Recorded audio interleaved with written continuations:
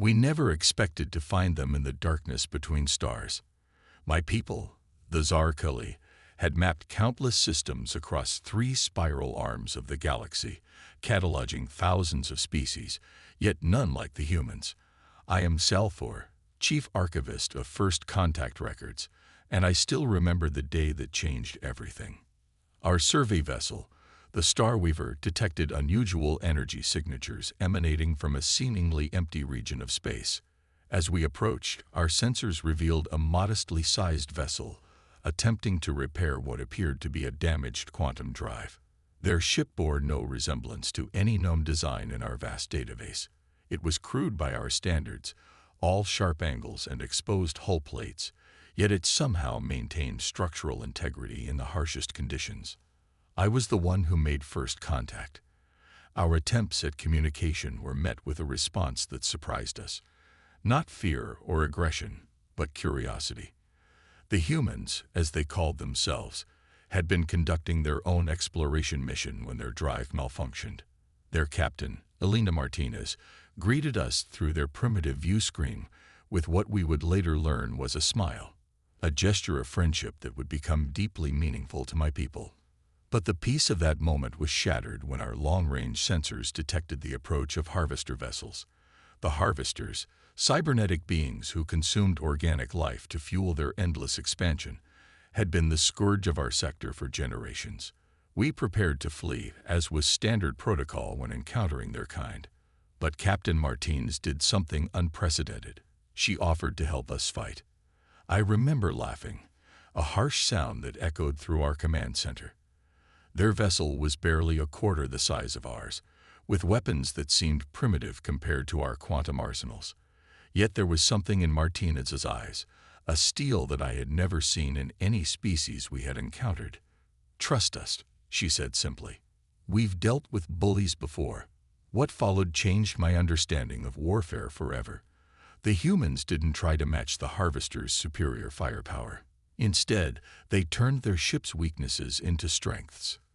They vented plasma from their damaged drive in a calculated pattern, creating a web of superheated particles that confused the harvesters' targeting systems. Then, using their ship's smaller size to their advantage, they executed maneuvers that our tactical computers deemed physically improbable. Captain Martinez called it hitting above our weight class. We called it impossible. When the battle ended, 3 harvester vessels had been reduced to drifting debris, and both our ships remained intact. The humans had suffered damage to their already compromised systems, but their crew was celebrating. They had lost power to half their deck, had multiple hull breaches, and yet they were laughing, sharing something called coffee with each other as repair crews worked. I approached Captain Martinez afterward, my translator struggling to convey my confusion. "Your vessel was inadequate for this confrontation. Your weapons were inferior. By all logical analysis, you should have retreated. Why did you stay?" She looked at me with those strange human eyes, so different from our compound ones, and said something that would become legendary among my people. "Because you needed help. Sometimes the strongest weapon isn't the biggest gun. It's knowing what's worth fighting for." That day marked the beginning of an alliance that would reshape galactic politics. The humans, we learned, came from a world that had forced them to adapt constantly. Their planet's gravity was punishing, their climate unpredictable, and their history filled with conflicts that should have destroyed them. Instead, each challenge had forged them into something unique, a species that combined technological innovation with an almost illogical determination to overcome any obstacle. But it wasn't their technology that impressed us most. It was their capacity to form bonds, to risk everything for allies they had just met. We had always seen emotion as a weakness, a primitive trait to be controlled. The humans showed us that it could be a source of strength beyond anything our logical minds had conceived. As I compile this record, I can see the lights of human ships docking at our central station through my office viewport. Their vessels are still ugly by our standards, still seemingly crude and inefficient. But we have learned to look deeper. Inside those ungainly hulls are crews that have repeatedly done the impossible, not through superior technology or overwhelming force, but through sheer stubborn determination and a uniquely human quality they call heart. First contact changed us forever, not because we met a more advanced civilization, but because we encountered one that showed us there was more than one way to be strong. The humans taught us that sometimes the greatest power lies not in the ability to destroy, but in the willingness to stand and fight for others, even when logic says you cannot win. And that was just the beginning of what they would teach us about strength. The Zarkali High Command had never witnessed anything quite like Commander Sarah Chen. She stood before our strategic council, her small frame dwarfed by our towering forms, yet her presence filled the chamber. The tactical display behind her showed the approaching harvester fleet, larger than any we had encountered before. "Your defensive formations are impressive," she said, studying our carefully calculated battle plans. "But they're exactly what the harvesters expect. We need to show them something they've never seen before." High Commander Valtek's antenna twitched with barely concealed skepticism. "And what would that be, Commander Chen? Your species has been in space for barely 2 centuries. The harvesters have been perfecting their combat algorithms for millennia." Sarah smiled, but it wasn't the warm expression we had come to associate with humans. This was something else, what they called a predator's grin. "Exactly. They rely on algorithms, patterns, probability. But humans, we specialize in chaos." What followed was a complete reimagining of space combat doctrine. Sarah introduced concepts that seemed to violate basic military logic. She proposed using our largest warships as decoys while smaller, faster vessels carried the main offensive punch. Cargo ships were modified into trap layers, seeding space with magnetic mines disguised as debris. But most controversially, she suggested we deliberately create gaps in our defense lines. "The harvesters will see these weaknesses and attack them," Valtek protested. "It's suicide." "They're not weaknesses," Sarah countered. "They're funnels. We're not trying to stop them. We're going to guide them exactly where we want them to go." The council chamber erupted in argument. I watched Sarah stand there, patient but unwavering. She reminded me of the stories from her homeworld, of how ancient human warriors had used the momentum of larger opponents against them. She was proposing to do the same thing in space, on a cosmic scale. The debate raged for hours until a junior tactical officer, Rental, spoke up. "I've been studying human military history," she said, her voice trembling but determined. "They defeated superior forces repeatedly on their homeworld, not through superior technology, but through adaptation and unconventional thinking. Perhaps it's time we learn to think differently too." The council fell silent. Sarah nodded at Rental with respect, and in that moment, something shifted in our understanding of our human allies. We had 3 weeks to prepare before the harvester fleet arrived. Those weeks changed everything we thought we knew about warfare. Sarah worked tirelessly, coordinating with both human and Zarkeli crews. She learned our ship's capabilities not from technical manuals, but by spending time with our engineers and pilots. She ate in our mess halls, learned our military traditions, and shared stories of Earth's battles. "The greatest weapon any species has," she told a group of cadets, "is the ability to surprise themselves. To do what everyone, including yourself, thinks is impossible." When the harvesters arrived, they encountered something unprecedented. Our fleet moved like no fleet had moved before, executing maneuvers that seemed random but were intricately choreographed. The gaps in our lines became deadly traps. Modified cargo ships appeared to break apart under fire, only to reveal they were clusters of smaller attack craft.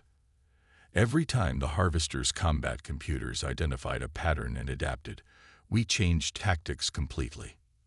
But the true test came when a harvester dreadnought broke through our lines, heading straight for our command center. Sarah was aboard, coordinating the battle. The logical choice was to evacuate, to preserve our leadership.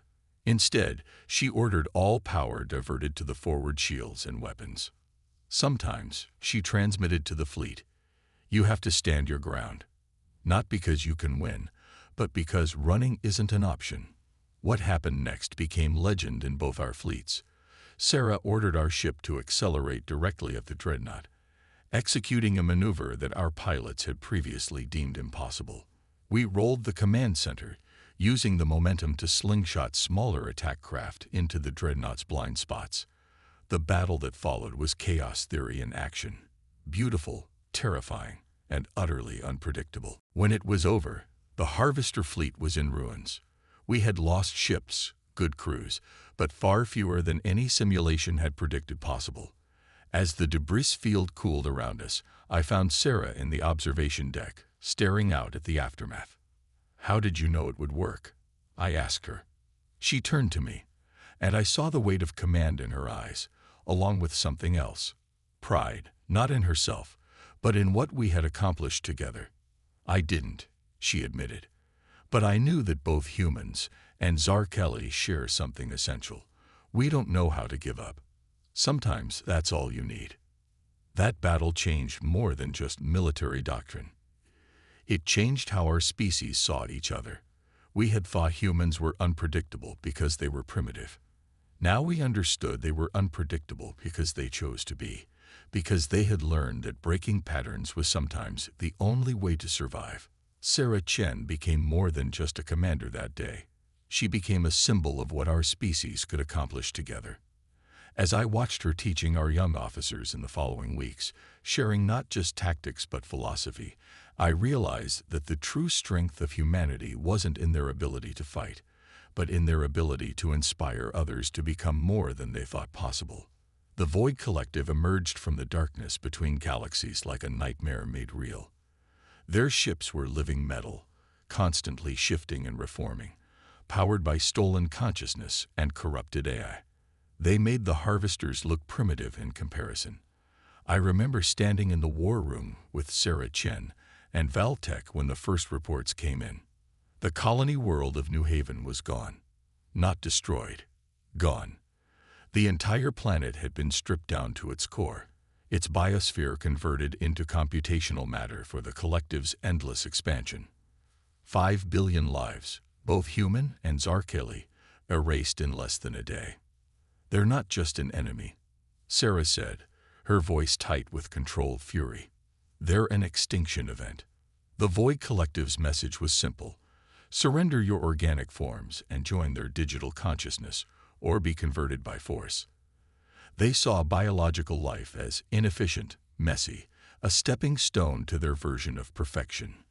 What they didn't expect was how messiness could become a weapon. Our combined fleet gathered at the Helios Nexus, a massive space station that served as the heart of our alliance. Sarah's tactics against the Harvesters had become standard doctrine, but the Void Collective was different. They learned, adapted, and evolved in real time. Traditional military responses would be useless. That's when Dr. Marcus Rivera, a human quantum physicist, proposed something that seemed impossible. "Their consciousness network has to have limits," he explained, projecting a complex diagram. "No matter how advanced they are, they still operate on fundamental quantum principles. What if we could create a feedback loop in their collective consciousness?" The Zarkeli scientists were skeptical, but we had learned to listen when humans proposed the impossible. Marcus worked with our best minds to develop what they called a consciousness bomb, a quantum device that would create a cascading paradox in the collective's neural network. The plan was audacious. We would sacrifice our largest battleship, letting the collective begin its conversion process. But instead of fighting it, we would feed it corrupted data, using our own ship's quantum processors as bait. It was a plan that required perfect timing and something humans called poker faces. The battle began at the edge of the Helios system. The Void Collective arrived in force, their ships blotting out the stars. Our fleet waited, arranged in a formation that deliberately mimicked our previous tactics. The Collective took the bait, their ships moving to counter what they thought was a predictable strategy. That's when Sarah revealed our true plan. Our ships split apart, not in the organized chaos of before, but in genuine disorder. Each captain had been given individual objectives, but told to achieve them in whatever way they thought best. It was controlled madness, a battle plan that couldn't be predicted because even we didn't know what we were going to do next. The massive battleship Eternal Dawn, our flagship, took a direct hit from a collective conversion beam. As planned, it began to transform, its metal becoming infected with the collective's living technology. But instead of fighting the conversion, the crew, led by Sarah herself, pushed more power into it, feeding the collective exactly what it wanted. What happened next defied explanation. The consciousness bomb activated, creating a quantum paradox that rippled through the collective's network. Their ships began to twist in impossible ways, their perfect formations breaking down as conflicting commands tore through their unified mind. But the collective adapted faster than we expected. They isolated the infected sections of their network, preparing to counterattack. That's when Sarah made a decision that would haunt me forever. All ships, execute Protocol Omega, she broadcast. And XL4, remember what I told you about the greatest strength of humanity. Before anyone could stop her, Sarah ordered the Eternal Dawn to initiate a quantum core overload, not as a simple explosion, but as a cascade that would amplify the consciousness bomb's effect exponentially. The cost would be the complete destruction of the ship and everyone aboard. I watched in horror as the Eternal Dawn began to glow with impossible energy. The collective ships, realizing too late what was happening, tried to retreat, but they were too deeply connected to the infected vessel. The quantum cascade ripped through their network like a virus through a neural system. The explosion that followed wasn't just physical. It was a burst of pure consciousness, human and Zarkali minds, joining together in one final defiant act. The collective ships didn't just die. They shattered, their unified consciousness breaking apart into countless fragments that dissolved into the void. When the light faded, nearly a third of our fleet was gone, along with Sarah and the brave crew of the Eternal Dawn.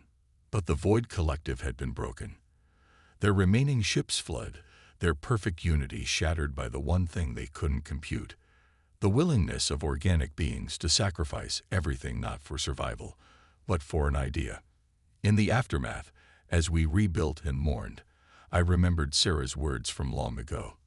Sometimes, the strongest weapon isn't the biggest gun, it's knowing what's worth fighting for. The humans had taught us that strength wasn't just about power or technology.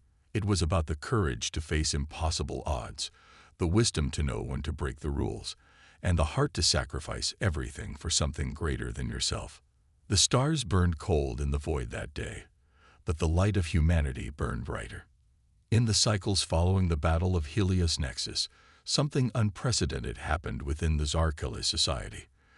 For the first time in our recorded history, we began to question our fundamental beliefs about strength and weakness. The loss of Sarah Chen and the crew of the Eternal Dawn had left an indelible mark on our collective consciousness. I found myself appointed as the chief liaison between our species, tasked with understanding and documenting the seemingly contradictory nature of humanity. The humans had established an embassy on our homeworld, a striking structure that blended their architectural styles with ours.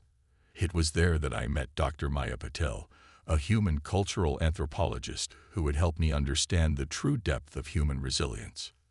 Your people see contradiction as weakness, Maya explained one day, as we watch human and Zarkali children playing together in the embassy gardens. We see it as strength. It's the ability to hold opposing thoughts, to be both fierce and gentle, logical and emotional, that makes us who we are. The children had invented a new game, combining elements of human soccer with traditional Zarkali movement patterns. It was chaos by our standards, but it worked. The players adapted, created new rules on the fly, and most importantly, they laughed together. Our military alliance had evolved into something deeper. Human scientists worked alongside our researchers, bringing their chaotic creativity to our structured laboratories. They asked questions we had never thought to ask, challenged assumptions we had held for millennia. In return, we offered them the stability and precision that had made us masters of space travel. But it was in the small moments that the true exchange happened. A human engineer teaching our maintenance crews to improvise repairs with limited resources. a Zarkeli artist learning about human abstract expressionism and creating the new form of multimedia art that captured the essence of both our species. These seemingly insignificant interactions were reshaping both our societies. The turning point came during the Great Drought on the human colony world of New Terra, when their atmospheric processors failed, causing widespread crop failure. Our traditional response would have been to evacuate the population to a more suitable planet. Instead, the humans proposed something radical. They would stay and adapt. I watched in amazement as human agricultural experts worked with our atmospheric scientists to develop new forms of drought-resistant crops that could thrive in the harsh conditions. They didn't just solve the problem. They turned it into an opportunity for growth. Within 2 cycles, New Terra had become a model for sustainable colonization in extreme environments. "This is what we do," Maya told me, as we toured the thriving farms. "We don't just survive challenges. We learn from them, grow from them. Every obstacle is a teacher." The impact of this philosophy began to ripple through our society. Young Zarkeli started questioning our rigid caste system, inspired by human social mobility. Our military strategists incorporated human adaptability into their planning, creating hybrid tactics that were neither purely logical nor purely instinctive. But perhaps the most profound change came in how we dealt with grief. The loss of Sarah Chen and her crew had left a wound in both our societies. Traditionally, Zarkeli mourned in silence, processing loss through meditation and logical acceptance. The humans showed us a different way. They built a memorial on Helios Station, not just to honor the dead, but to celebrate their lives. It wasn't a quiet place of reflection, but a living museum filled with stories, personal belongings, and recordings. Sarah's old combat jacket hung next to a Zarkeli's ceremonial blade. Children from both species came to learn about sacrifice and courage. In remembering them this way, Maya explained, they continue to teach us, to inspire us. Death isn't the end of their influence, it's a transformation of it. This understanding led to the creation of the Chen Valtech Academy, a joint military and scientific institution where both species could learn from each other. The curriculum wasn't just about tactics or technology. It was about understanding different ways of thinking, of solving problems, of being strong. One day, while observing a class at the academy, I watched a human instructor working with a young Zarkeli student who was struggling with a combat simulation. The student was trying to find the perfect, logical solution to an impossible scenario. "Stop trying to solve it," the instructor said gently. "Sometimes the lesson isn't in finding the right answer. It's in how you face the fact that there isn't one." The student's frustration turned to understanding, and in that moment, I saw the future of our alliance. We weren't just 2 species working together. We were teaching each other new ways to exist, to think, to grow. Maya called it evolutionary pressure, the way challenges force adaptation and growth. But it wasn't just biological evolution anymore. It was cultural, philosophical, spiritual. The humans had shown us that true strength lies not in perfection, but in the constant willingness to change, to learn, to become more than what we are. As I recorded these observations for future generations, I realized that the real legacy of humanity wasn't in their victories or their sacrifices, but in their ability to transform those around them. They didn't just show us a different way to fight. They showed us a different way to live. "This is what we do," Maya told me, as we toured the thriving farms. "We don't just survive challenges. We learn from them, grow from them. Every obstacle is a teacher." The impact of this philosophy began to ripple through our society. Young Zarkeli started questioning our rigid caste system, inspired by human social mobility. Our military strategists incorporated human adaptability into their planning, creating hybrid tactics that were neither purely logical nor purely instinctive. But perhaps the most profound change came in how we dealt with grief. The loss of Sarah Chen and her crew had left a wound in both our societies.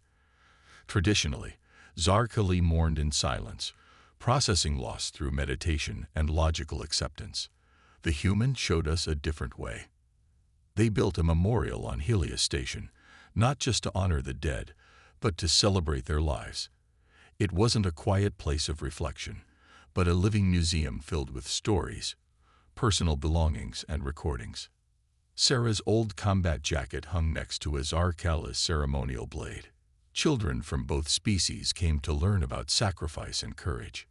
In remembering them this way, Maya explained, they continue to teach us, to inspire us.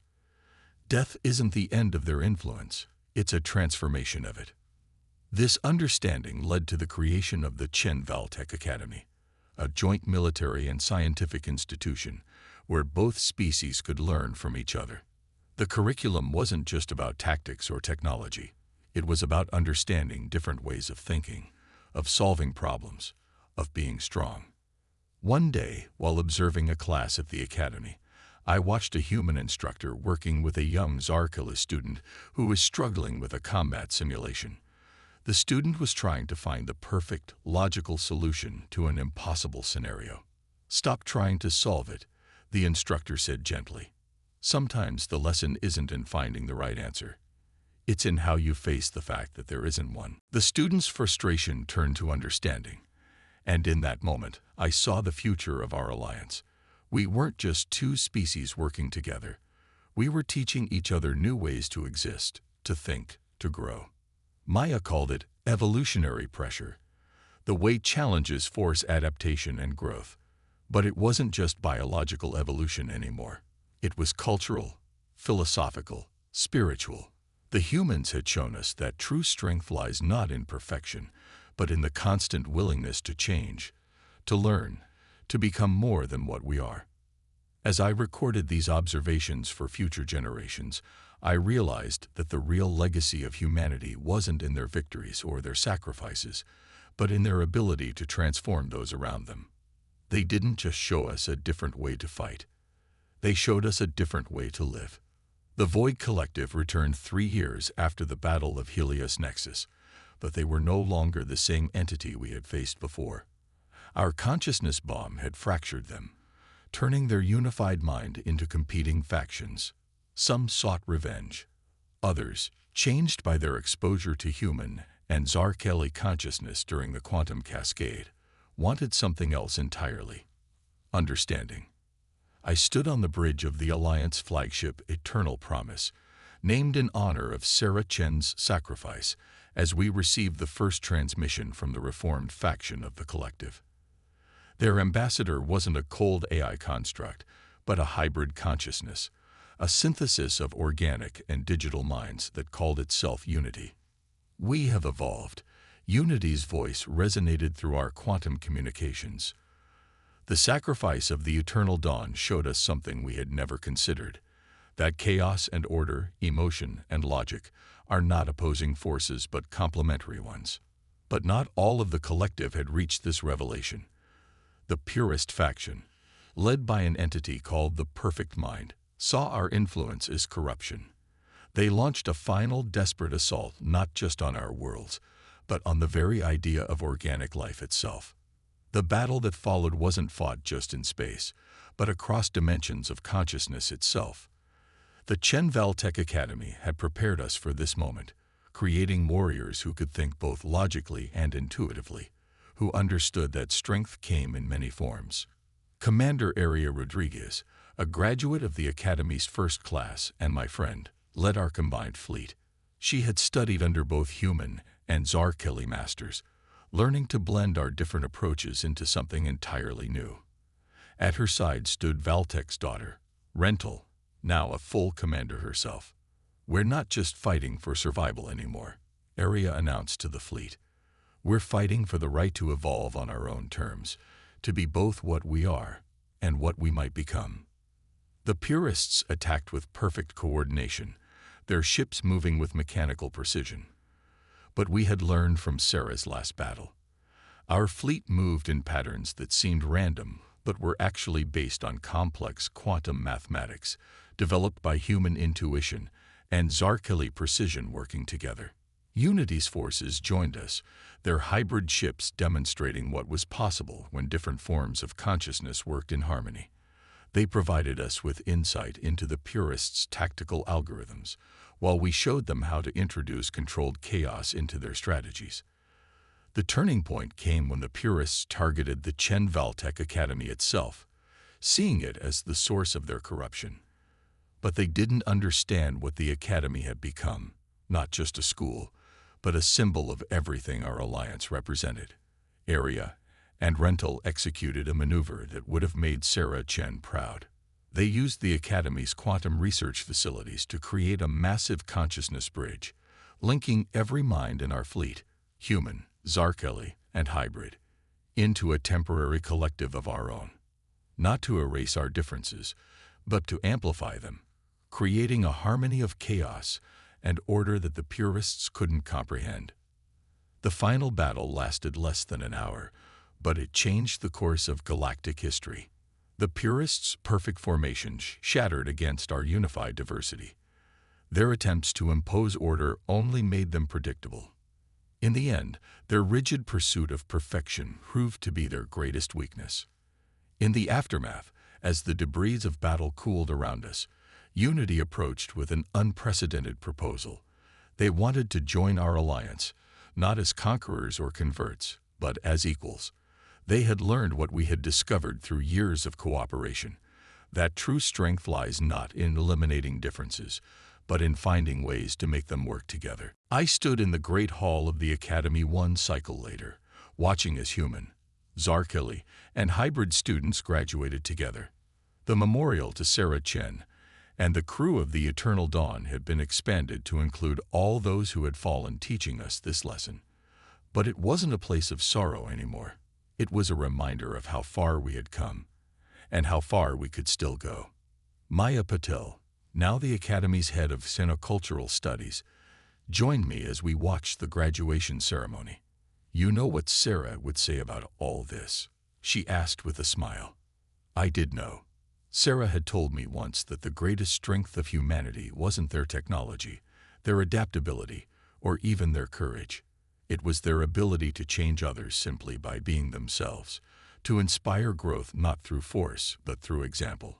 The humans had taught us that what we once saw as weaknesses, emotion, unpredictability, the embrace of chaos, could become our greatest strengths.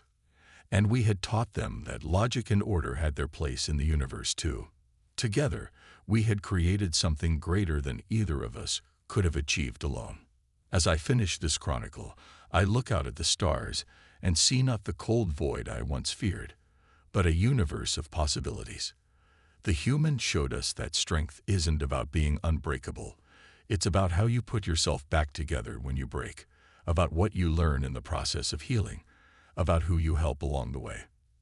They called humans weak once, but they taught us that true strength isn't in never falling, but in rising every time you fall, in helping others to rise with you, in turning enemies into allies and differences into advantages.